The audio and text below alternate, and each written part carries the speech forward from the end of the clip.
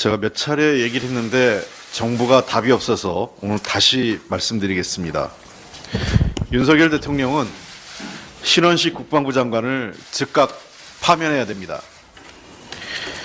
정부의 가장 기본이 되는 것은 국가의 구성 요소인 주권, 국민, 영토를 지키는 것입니다. 이것은 우리 국민 모두가 알고 있는 사실입니다.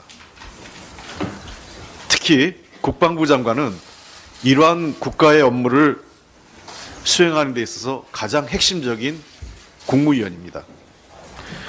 윤석열 정부가 우리 고유 영토인 독도를 정말 분쟁 지역화하는 것을 방관할 것입니까? 이러한 행태를 보인 신원식 국방부 장관을 그대로 놔두는 것은 윤석열 대통령도 동의하는 것입니까? 교재는 문제고 국무위원의 말과 글은 문제가 되지 않는 것입니까? 신원식 국방부 장관은 이미 이완용 두둔하고 홍범도 흉상 철거 주도 등 잘못된 역사인식을 갖고 있었습니다. 또한 12.12 군사반란을 나라를 구하려고 한 것이라는 등 터무니없는 이 군인으로서의 기본이 안 돼 있는 사람입니다.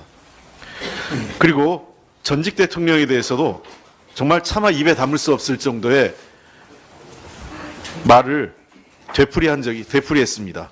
최소한의 인격도 갖추지 못한 인사입니다. 이런 함량미달 인사가 일국의 국방부 장관 자리에 앉아 결국 영토를 그리고 국가안보를 위태롭게 만들고 있는 것입니다. 이미 지적된 국군 정신전력 교재는 잘못된 역사관, 정치 중립성 훼손, 구태로 돌아가는 병영 문화 등 여러 가지 문제가 있었습니다만 그로 인해서 대통령 지시로 전부 회수됐습니다. 그런데 이 내용에 특히 문제가 되는 것은 독도가 영토 분쟁 중 그리고 지도에 독도조차 표현되지 않았습니다. 우리 고유 영토이고 영유권 분쟁이 존재하지도 않는 독도를 도리어 정부가 분쟁 지역화하는 매국적 행위를 한 것입니다.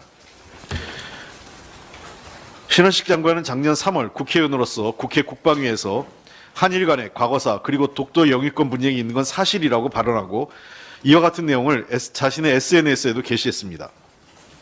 그리고 이 내용이 국군 정신전력 교재에 그대로 인용된 겁니다. 자신의 말과 글이 자기가 담당하고 있는, 자기가 관할하고 있는 부처의 공식 교재에 담긴 겁니다. 누구에게 책임을 묻겠습니까? 최근 외교부는 일본이 지진 발생 이후 발령한 쓰나미 주의보에 독도를 포함시킨 사안에 대해 일본에 항의하고 독도는 명백한 고유 영토라고 밝혔습니다.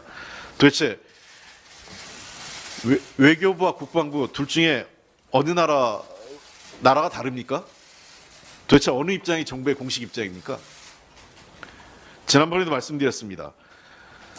우리 국민이 선출한 대한민국 대통령 윤석열 대통령이 친일 논쟁, 매국 논쟁에 빠지지 않게 하기 위해서는 신원식 국방부 장관을 과감하게 파면 처리하십시오.